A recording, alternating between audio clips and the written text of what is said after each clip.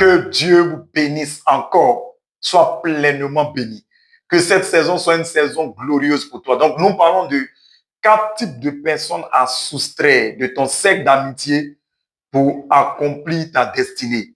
Il y a un grand programme de Dieu sur ta vie et tu dois l'accomplir. Donc, après donc ces personnes remplies de perversité, la deuxième catégorie de personnes que tu dois soustraire de ton cercle d'amitié, ce sont les incrédules. Vraiment, les incrédules. Ce sont des gens qui ne croient pas. Ce sont des gens qui doutent de la parole de Dieu, qui doutent des promesses de Dieu.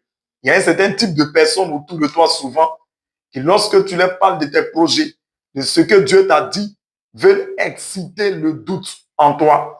Ils veulent t'amener à douter. Eux-mêmes ne croient pas dans les promesses de Dieu. Si tu marches avec des gens qui ne croient pas en ce que la parole de Dieu dit, ce sont les incrédules. Éloigne-toi de ces personnes si tu veux accomplir ta destinée avec Christ.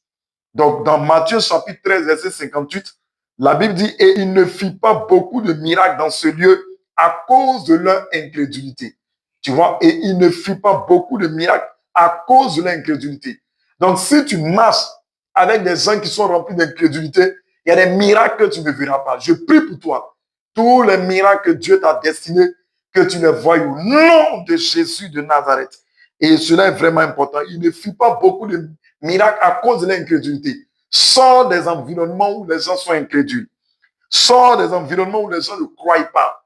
Donc tu vois dans Matthieu chapitre 17, à partir du verset 19, les disciples sont venus demander à Jésus, mais pourquoi n'avons-nous pas pu chasser? Il dit à cause, verset 20, il dit c'est à cause de votre incrédulité. Donc si tu es dans un groupe où les gens sont incrédules et ne croient pas aux promesses de Dieu, il y a des choses qui ne s'accompliront pas au milieu de vous. Il dit, c'est à cause de votre incrédulité. Tu as besoin de t'entourer, pas des gens incrédules, mais des gens qui peuvent croire aux promesses de Dieu. Dans Marc chapitre 6, verset 6, la Bible déclare qu'il s'étonnait. Il s'étonnait de leur incrédulité. Souvent, Jésus est étonné de pourquoi les gens peuvent être si incrédules.